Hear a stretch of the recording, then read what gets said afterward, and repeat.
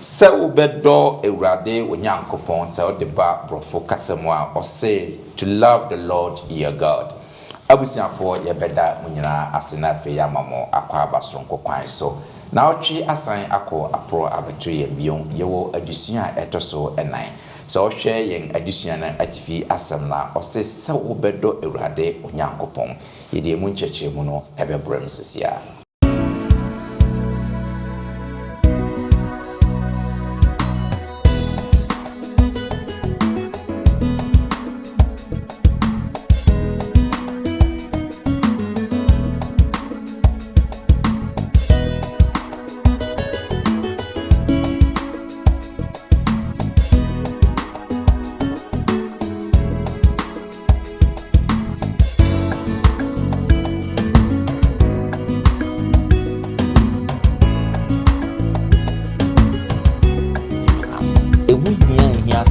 Obedi kan tie mu akate se Israel tie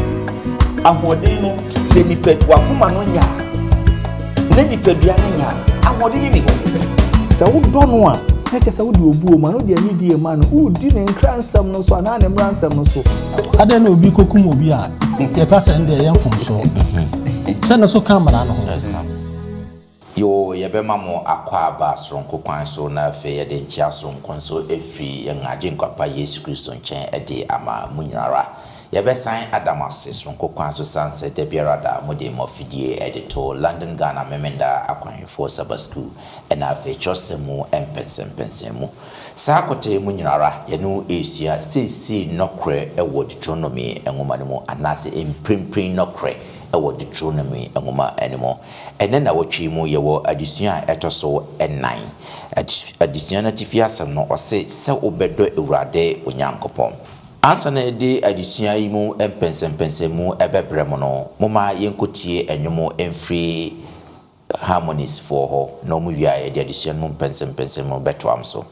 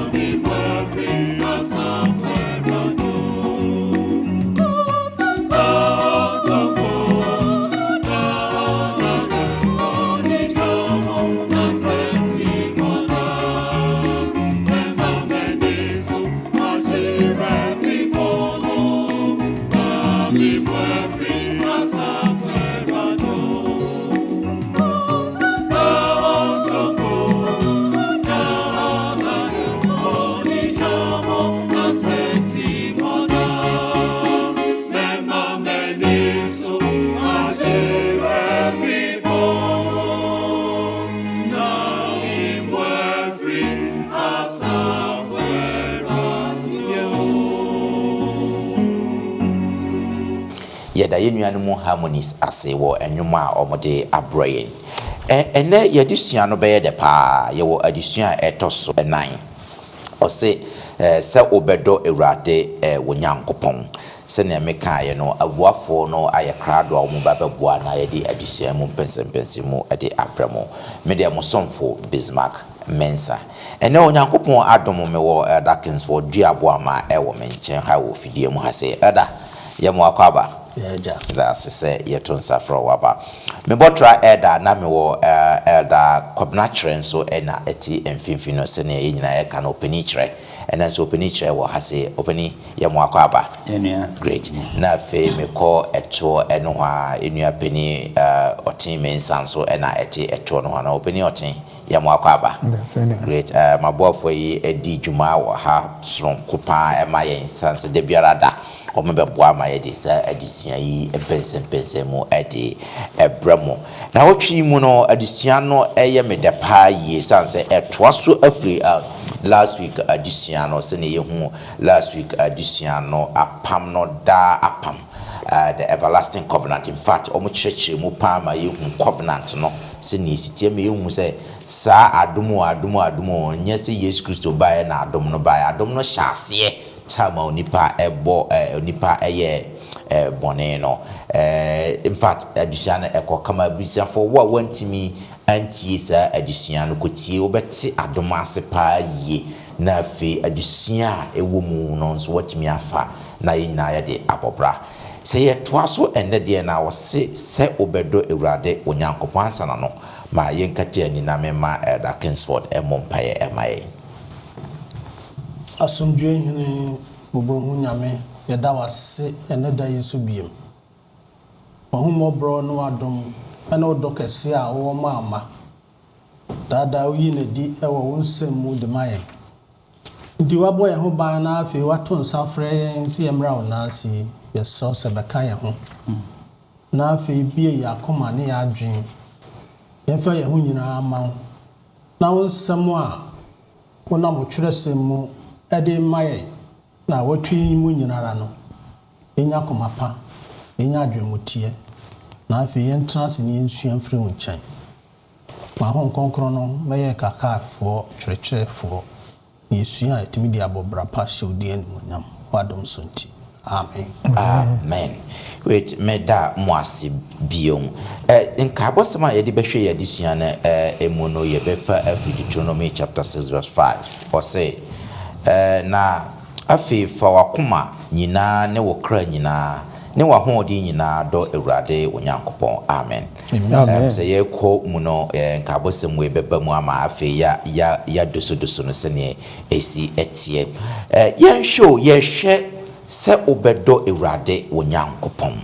sɛ wobɛdɔ Awurade wo Nyankopɔn ɔse to love the Lord your God abusiafo yɛkaa mu sɛ yɛgusu ara yɛhwɛ Deuteronomy nwoma no sɛnea yɛnim no Israelfo na bedrum pɛmpɛnso bi a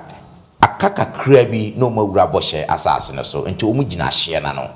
Mose afa akwanya yi kyerɛ ɔmo suahunu abakɔsɛm mmara na Nyankopɔn de ma ɔmo bɔhyɛ a Nyankopɔn ɛhyɛ wɔn agyanom apam a wɔne Abraham nyaeɛ no wɔde ɔmo fa nyinaa mu sɛnea ɛbɛyɛ a ɔmo wura Israel na sɛ ɔmo wura Canaan a ɔmo wie emfi no matimi anya Onyankopɔn bɔhyɛ no ɛnɛ yaba bedrum pɛmpɛnso bi a futuo no asaba ɔse sɛ wobɛdɔ Awurade wo Nyankopɔn yɛbɛhwɛ nsɛm a Mose ɛka no ase na fi yɛhwɛ adesua yɛbɛtimi asua afiri mu enti openi ɔten yɛnhyɛ asɛm firi ha se mɛma da trɛ aba mu wɔ but ma waka Deuteronomy chapter 6 4 and 5 4 no na fi wode akan nka abasam no aka ho na mama openi trɛ akyerɛkyerɛ mu ama yɛn wɔ ha se Mose nguma etoso enum iti aye nsia chemu aye nan ekro osi Israel ti Awurade Nyankopɔn ne Awurade kro na fa wakoma nyina ne okra nyina ne wahoɔden nyina do Awurade Nyankopɔn nsia na nsɛm yi a mrehyew na yi na wakoma so na fa kyerɛkyerɛ wo mayie na kasa ho ofitenam ene wo kwan so na ntie mu ene wo namu ene wo sɔreyɛ mu na fa ye nsɛnkyerɛneɛ kyerɛkyerɛ wo nsa na enye waniwa ntam nkae abotre na twerɛ gu fie apongwa ho ɛne wapon kɛseɛ so amen amen obeni kyerɛ kyerɛ sɛ na osisi asɛm na se o si Israel tie asɛm na no den kakra na command bɛn anaasɛ ɔhyɛsɛm bɛn na onyankopɔn di ma Israel fo wɔ ha sei na se kyerɛ ne sɛn sa kenkan sɛm wi ankasa na se kyerɛ ne deɛ onyame do yɛ ntimi nti aseɛ nipa da sɛ ne bie no obetimi akyerɛkyerɛ mu no na meka staward book wo sɛ ɔno ano ɔpɛ sɛ ɔkyerɛkyerɛ onyankopɔn dom nanso so wɔkyerɛ mu akoduru baabi na adwene kura asi ohunu baabi ɔmfa bi we kyerɛ sɛ nyame do ne ntimi nti aseɛ ɛna ɔno nyame na ofrɛ yɛ no na ɔbɔ yɛ no wo ka kyerɛ yɛ sɛ yɛ no onyame no ne yɛ ne teɛ oni asase so ebede ne yɛtimi akyerɛ yɛ dɔ akyerɛ no enti commands na anasa commandment na wɔde ma wɔn ɛno bɛyɛ fapem sɛ mo yɛ sitie na mo di sansem yi so a na me awurade mo yɛ dɛ mo dɔ me sɛ emransem no ɛyɛ bupem mienu die di ka no ɛnan no wɔ sɛ yɛ no awurade yɛmfa no awurade ɔno sɛ ka be si na no wɔ sɛ komeda ne deɛ na bɛm efiri nsia kɔ no ɛyɛ yɛ dɔ a yɛ da na didi akyerɛ yɛ ho ɛno na bɛma nipa hu sɛ yɛ dɔ awurade anaase yɛ no ɛni nti no ɔse fa wakoma wadwene ɛno nipa bie nyinaa de nyame ka kyerɛ ɔmo sɛ mo kɔ asase no so mo bɛ kɔ akɔhu nneɛma bebree ɛma bie no hɔ a enima bie no hɔ a ɛyɛ ɛkyɛn deɛ mmemmra nsɛm du ya mede yɛ dɛ mede ma mo na sɛ mudi so de a na kyɛ sɛ ɔdɔ no a mema da na di akyerɛ mo no mo so mo da na di deɛ dɛ akyerɛ me na sɛ saa nneɛma yi a mede ama mo yi nkurabata edu no sɛ mo ani so de a na kyɛ sɛ mo nkyerɛ ɔdɔ ɛnkyerɛ me na kyɛ sɛ ɔdɔ no a mema da na di akyerɛ mo no mo ani nsɔ na sɛ mo pɛ sɛ mo hu kwaye abɛfa so adɔm ya bɛde saa nneɛma du ya ma mo mo ni so na pendudu a mo di so no na mo de kyerɛ ɔdɔ a mo wɔ ma me awurade na mo retaliate ɔdɔ a me ma da na di akyerɛ mo sɛ de mesia akora mo ɔkɔre ntaba so abɔ mo ho bai ntɔkwa asa esire so nantie nyinaa no ɔdɔ a me yi na di akyerɛ mo no mo so yɛ dɛ with all your heart enipa dɔ nti so nyame do wɔsi me dɔ pa nso na foforɔ so yɛ dɛ ɛwɔ hɔ saa de kyɛ ɛni ti onyame se ɔpɛ full trust saa oni yɛ nkyɛ oni obi yɛ nkyɛ ɛdɔ a ɛwɔ ma yɛ no na ɔsɛ with all your soul wo nipadua nyinara edi ka ehu sɛ wodi bibi kura ɛka wo nipadua yi a na ɛnyɛ awurade pɛ a ɛnyɛ awurade ani so a wo nkyerɛ ɔdɔ nkyerɛ hwan awurade ɛna fi ɔbɛ wɔ sɛ with all your strength wahoɔden nyina onyame kama ne yɛ dɛ wakoma wo nipadua ɛne wahoɔden ahoɔden no sɛ nipa wakoma no nyɛ a na nipadua no nyɛ a ahoɔden ni hɔ ti de nyame pɛ sɛ ɔka kyerɛ sɛ yɛmfa yɛhu no mu nyinaa ɛni ne mmaransɛm so ka hu sɛ ne mmaransɛm no a yɛdi soɔ ne yɛdɔ awurade na ɛbɛgye yɛyi o wɔde ka agye yɛ dada na ɔpɛ sɛ yɛyɛ kyerɛ ɔdɔ bi ɛde kyerɛ no ɔse yɛdɔ should be supreme over everything wɔyere wɔma education bibia ɛni ti sɛ if there is anything a ɛbɛ cut across between wo ne nyame a sɛ yɛ dwuma ne wo home dasɛm a choose nyame sɛ yɛ wo yere ɛna wɔ se mɛ nkwa sore na choose nyame bibia bɛsi wo ne nyame ntem bia no ma onyame dɔ no a wada na di akyerɛ no da o saa o dɔ no bi ɛde kyerɛ no ɛno ɛna wɔka sɛ yɛmfa yɛ koma yɛ dɔ yɛ larger body ne nyinaa to be faithful to him in everything a yɛyɛ no na kyerɛ sɛ yɛkyerɛ yɛ dɔ ɛde akyerɛ nyame yo meda ase paa sɛ wohwɛ akenka nsɛm na sɛ ne osi hyɛ aseɛ na Israel tie Awurade yɛ Nyankopɔn yɛ Awurade korɔ saa asɛm wei yɛ Jewfo mpaebɔ ɛsɛ ɛyɛ mpaebɔ a ɛhia ɔmo paa yie sɛ Jew ni bɛbɔ mpaeɛ asɛm a odi kanka ɛno no Awurade Nyankopɔn ɛyɛ baako nti ɔka yɛ na sɛ afei fa wakoma emphasis no anaasɛ what is the significance ɛho hia sɛ obedi kan tie mu aka kyerɛ sɛ Israel tie Awurade Nyankopɔn no ɔyɛ baako afei fa wakoma Asambe no person okatre wa the only nyame ese som. That's right. Nyame nyame no. Enti bibia obedo no apart from nyame no. Na chese wo divide wo do a wo nyame no e bibia koma wo bi. Enti Israel ni wo ka se nyame command say Israel tie. Waka say please. Was Israel dey tie me nyame na me kasa. Fa wakoma no wadwe nyina ye dey e do me fi say me nyame ba ko pe. That's right. Enti se bi biara atro ye di besi ye ni so ye ni beje ho ache onyame no. Na che se ye ma onyame nye ba ko to ye ni so. Ye nyame na be ye mi no. Yo me da se pa se wa cheche musa ama. Ye nto aso na ye nhwe akenka sembi so ewo Deuteronomy chapter 10 verse 12. Ye nhwe se usuro nyankopon no etisen. Deuteronomy chapter 10 verse 12. Ye nhwe se ne abasam no anasa akenka sam na eko. Ama intie mo se ngoma to so nom tie edu chichemu a edu mienu eko. Se na afa Israel. Eje na Awurade nyankopon repe no wo nchen. Ani se obesuro Awurade nyankopon no wanante na kwan nyina so. Na wodo no na wode wakoma nyina ne okra nyina som Awurade nyankopon. Na wodi ne mra nsam ne na hyede a amrehye wo ene yiso na ye yie. Amen. Amen. We powerful pa na okay na yenhwe wosi yensuru onyankopon saasem we bia na abofo mensan kranse no esa eko suru onyankopon na di ne mra asem so esan wo ha sei ebedi yebedeni suru onyankopon na the same time ya sado no etisen yebecheche musen wo ha sei so wohwe asem a okaye na suru onyankopon commando chensem enya asem bia keke ose ohye enti na ohye ose suru onyankopon ose onyankopon ba ko pe eni bi kan ho asase so ono so no obofo ono onkwamafo ono enna nchihye bia wa asase so bia wo so odiso bia efri no enti o ma sa command na ahania o kire se suro no kire se febuo ma no fanidie ma no okay bro ho ase wonanim papa ye ayemie tima ho brase odwo ne odo ose ne fare bae ne ono okay isanye mei no ohwe fru nchen esanse obeda na di e kire amansan onam Israel nko asom okoyi omu no kire sa odo na di e brom ya asodin enko so oja omu ama sa Israelfo nto mu asekura na so kire odo no eji omu firi sa ha we nyina mu enti o kire omu se wodo no a na che se wodi obuo ma no de ani die ma no udi ne nkransam no so na ne mransam no so na wansa anko tete atempon kwan na wokọ so a e ma wokọ ha no mu no so hono enti wo yi sa ne ma nyina adi a kirew so fa kwan no so a se nante na kwan so na ye pe so nante obi akwan na ba ye pa pesa fumso obi a ma ai do be ko sa ati bi a wo sa ko huna mane mu o ka we kirew a suru na ehu na ne de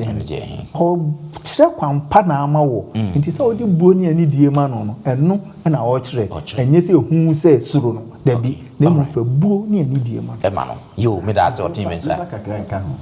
o se bi o me bibi yeah e bia na me twe adwen si Ephesians 2:10 also say ye kan Ephesians chapter 2 from verse 1 to 10 wa yeah ye ka se yesuro onyankopon no ebetwe ya adwen ade asi ye tebia na ewu mu that's right na ki yewu wo boni mu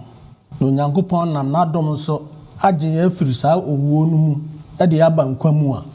na wo se ye de ahobrasie mu ye di obuo ene honor ema reverence that is the key word reverence edema onyankopon ono kwa na obetuma ayesa that's right djumadie no de amaye ndi o ka chirom se munsuro onyankopon so mo hwe bia na omo wo ane de onyankopon ayi wo mo afiri mu na omo nko asom mu ete se de omo wo mu yeso ye wo bone nko asom mu samiri enti se onyankopon ayi ya afiri sa bone nko asom no a na wo se ye de obuo ane ani die ane ahombrase ade ma ye nyame no sa great o twen ya adwen de esi esi no so yo me da se de me person de kan ho se on se edu ba bia ya na ye nipa ye fi se ana ye gidi se enipa mu nko na ese ye kire ye do na onyame asem o ka kire se even in the remotest area kro bia ni ho no suro nyame di onyame ni ya na to bia ifisi e ba so de ma na be holier than thou wa ni ni si yes suro nyame but onyame asem no ka chen se o se nantima kwanso obi wo ho obi ni ho o se nantina kwanso on se odo no o kan ye no afi no wo be kire ekwaye a ye be fa so de ayedai adono ene o se me de memra nsem na ma mo enti mundi sa na e ma no so monante makwa no so ne mpedudu a mo ye we no na mo kire odo de ayedai edi kire me eni ti baby wo bia enye no kwa dance for ma yo me da se pa openi mama adisiano ayede abusafo yegusu hara ye hwe yedisiano ho say to love the Lord your God kind Deuteronomy chapter 6 verse 5 nsem po na ewo ho na ye famu atrapo na ya chekere emu na fi yetimi hu se ne betimi aboye mbra ka hu se yenso ya dru ye boshe no ya pema no the second coming of Christ ne yenso ya babe ye dru anu pepepe enche bia Christ beba sene na Israel fo nso akwakoduru ehye na no enche bi ombewura Canaan no enti nsema ekoma omo no yenso enne ekoma yen esaase yensuro onyankopon na afi yenno no yemfa yakoma nyina enti yensua adusuan yi na afi yemfan emmobra yento aso o say he first love us ono na odi kan edoye eno so yehwe Deuteronomy chapter 4 verse 37 na fe yahuri aka 7:7 no 8 and 13 na fe yase yahuri aka 10:15 no ne yahwe sene no nso o cheche ne yehwe adisi betimi asua free emu ewo ho nti se openi wa ye ekrado a mo se ngoma etosunum chichemu a eti eye nan chichemu a ye aduasa enson ma yenti ni atro no se esane se odo wona nanom nti oyi won asefo a edi won akire na ordinanim ene ni tumi kese ayiwo afri Misrim amen na fe o sa hwe 7:7 enya mododo a esene aman nyina nti ena awurade ede ne ho abomu ho na wayi mu efrise mu ana musa aman nyina mu amen kan 8 no krampo fa so enwotwe no se na esene se awurade domo na odi ni ntam a okamu na nanom no aso nti na ode nsa e din yi mu na oji mu free nkwafie free Misrim hene Pharaoh nsem amen great na osaka 10:15 no nso a oka asembi nso wo ho no very important Deuteronomy chapter 10 verse 15 yanka ti dunchemu aye edunu mo se na nso kona nanom nko na awurade ebata won ho se obedo won na wayi won asefo a odi won atire a enemu every aman nyina mu said the etie nei amen Edda Kingsford ye show so shaking kansem ya de na edadi a kire yen efo nyankopon do ho se yehwe onyankopon anamontu a oni Israel etu no a said the mpanifo a kire mu no o kire ne do ede mawo na ibeti akinkansem yi a ye kan yi ase yi pa na wose yetwen ya adwen kosi Abraham ebise nyankopon ni Abraham anase Abraham eye apam nyankopon ni Abraham ya apam no na Abraham no oniba enso nyankopon se mema mo ase ado nam do akobo hye promised land bisa enti de kane wo chapter 4 verse 7 hon na o say enam through your seed enam muaja nom so no refer back to Abraham for the boy the boy ene apam onyankopon ene ne enyaye na se ye ba de ye sankin kan ye wo 7:7 ho a ho so o sa aka asem bi susu wo ho o se na nyam dodo nti nti through your seed and I will say you are not more than na so no nyankopon bo hye na wo hye no from Abraham so no and no order na di ni do no it had the beginning of the covenant no nyankopon hye bo a ni do no ensesa in spite of eniama na say fachira sanchira na Israel for ye ni nyina no God's love was still there ɛna wɔbɔ ɔmo kɔkɔ ɔsɛ mo ntie momfa ni die ma onyankopɔn mohu ne dɔ no sɛ deɛ teɛ bɔhyɛ a ɔde ahyɛ mo agya no saa bɔhyɛ no so na onyankopɔn ɛde mo ɛfa mu a saa mmere ɔda na di nti nyankopɔn dɔ no ɛyɛ ɔdɔ a emu edu saa mmere wɔn so wahyɛ yɛ bɔ sɛ ɔbɛfa yɛn so yɛbɛkɔ Keena kɔde yɛkɔ nanso wayɛ nhyehyɛeɛ ama yɛn wayɛ nhyehyɛeɛ bebree ɛde ato hɔ ama yɛn a ɛwɔ sɛ yɛfa saa anamo no so because the covenant a wayɛ no nyankopɔn ɔmpa n'akyi ne dɔ no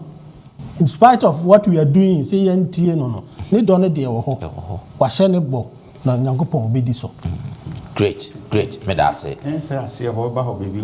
me ni abo ama touch so kakra wo say onyankopon do is from everlasting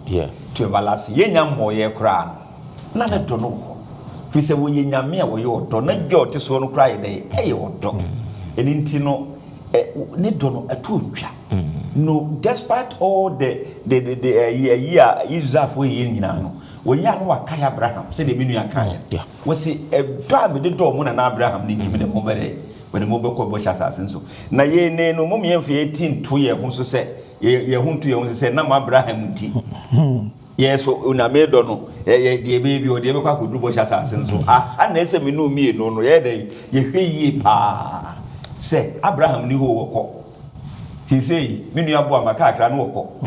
me so meko ye nyina e wo he na obi abeko na ye ma no so omo de omo ho say Bible be bo say nya Job na ne tire ne no de be dey ye de be gine ma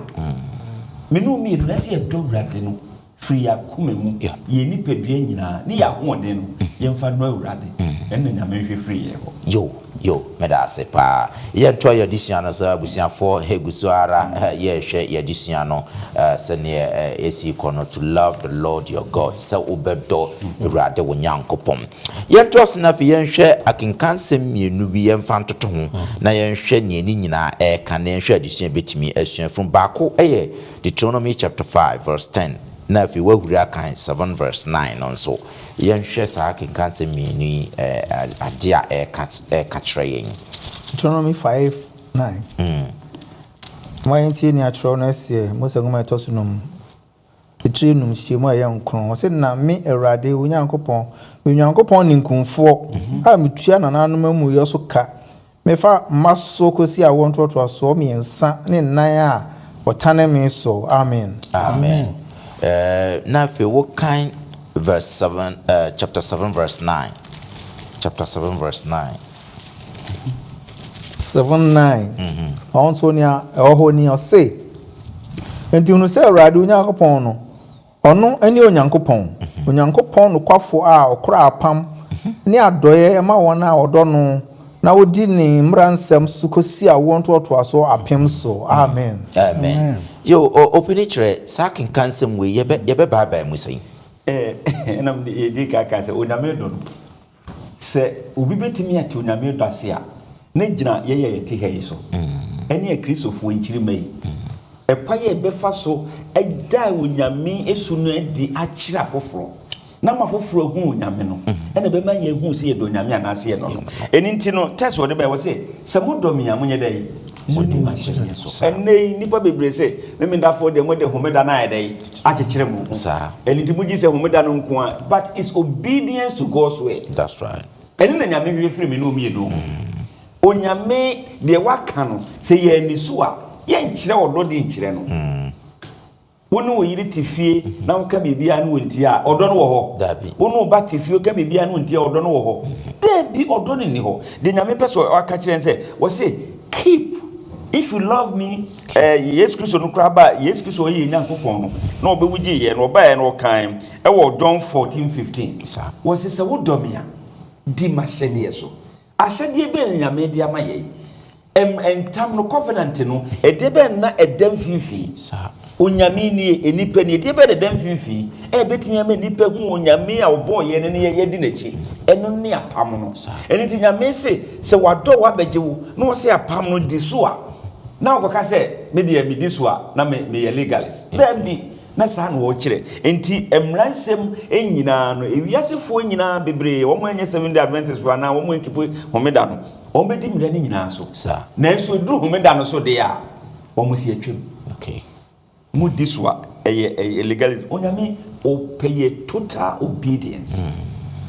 total obedience nti na yesu so ba otwa amransem no edu no wo se amransem ni nyina ne tipo ne se dowurade onyankopɔn for wakoma no wadwo ne honam nyina na do yonko so se de yi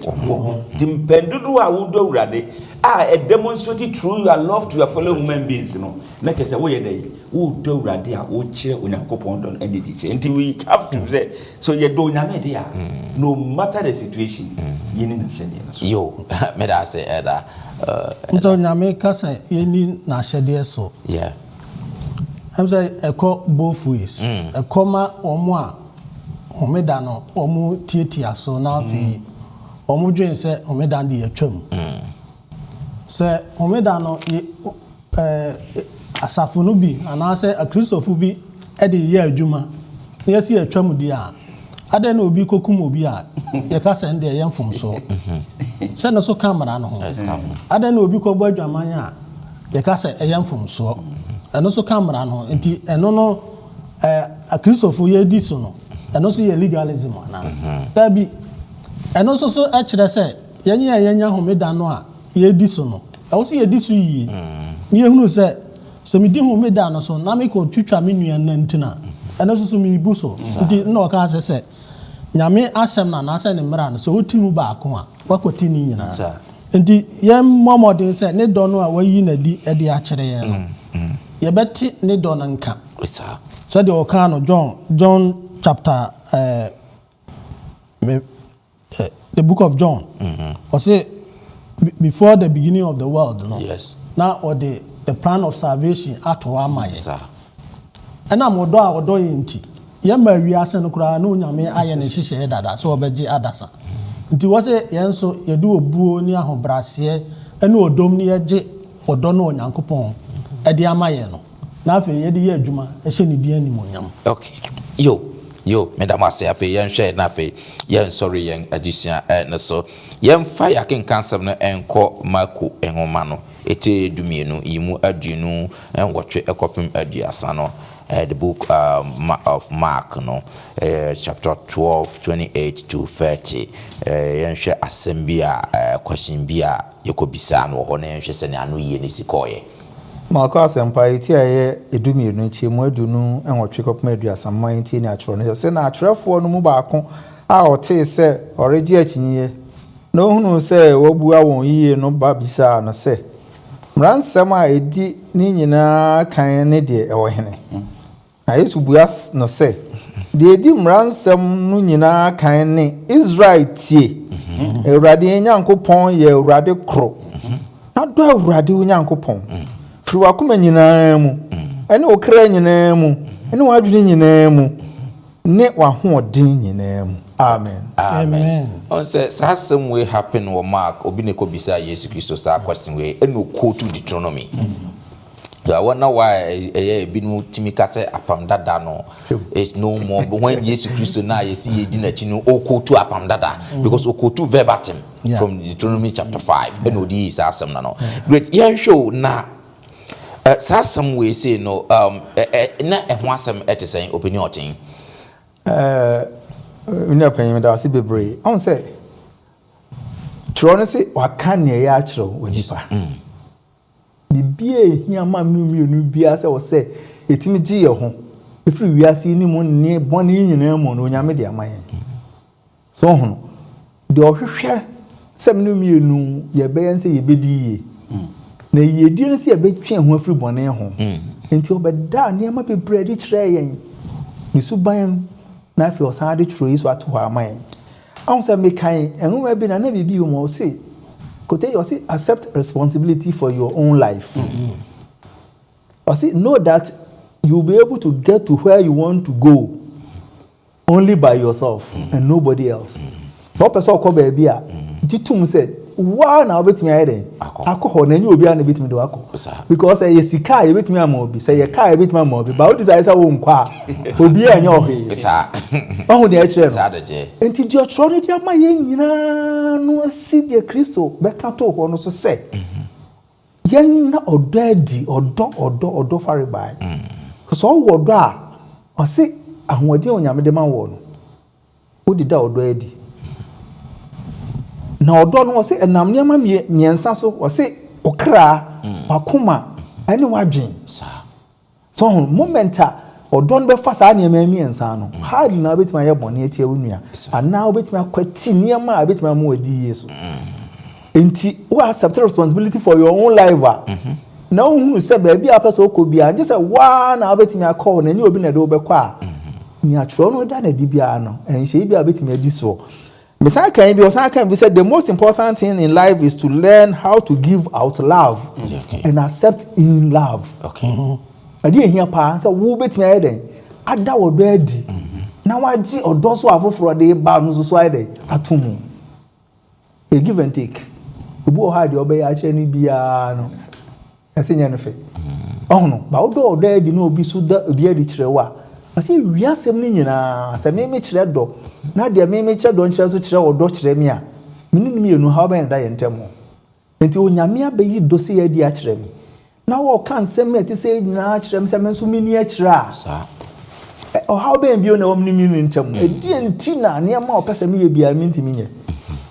so odo no bunkam bibia so enti emesuro ba ma yemie ba ma papa ye ba ma tima ba ma hobrase ba ma gidie ni arehyiemu ni ahotoso ni nyina ba enti niam a ode ma yen no menu mi enu de tro ni de ma yen pa se o si yenya odo sa na etimi de di niam nyina aso na afi aye onyame e de asenya tro no odo no aye moja aye ntini aye aso ye ni bibie mo no si en for odo de dey emrem enipa do no entimi nye perfect de na bedo sitie but onyame hwe free ho se ye be demonstrate on say aha no Deuteronomy 6 ho no wo se mumfa mo akoma mo ahoden ene mo dipadua nyina ana oba mark ho no wo de mark ana se mark ho no wo de bibi be ka ho ma na ye fo wo se mumfa mo akoma mo adwen mo akoma mo ahoden mo ni kra ene de mo adwene that's right odo fra adwene mu se we determine now decide say obedo urade a obi en wo betimi ayi sa de na ede efuru ho fi se what determine what dwene pese obedo en na urade da na de kire se obedo yen impo ekosi wiase wie o de ne ba no be wuje me da se fa e da na pese o de last one de ba uza do nyame ka se yen suro no ne yen no so ye ka odo but I was odo no aye sure adi no onyame no aye do no o si yehunu no si yenim onyame no a ye do no entimi nwie peye edi na dada ye ka se ye nipa ye entimi no nyame so si ye no adenti ni ye ka se ye nipa ye entimi no sa because onyame no na boy ye ena wa ma ye ahodi ni tumi ndi ye ka se ye entimi no a na ye challenge what God is saying exactly but ono so si ye no na si ebetima adode a then we have to know God. Yeah. And what I said, Israel for say, Munyame no ye baako.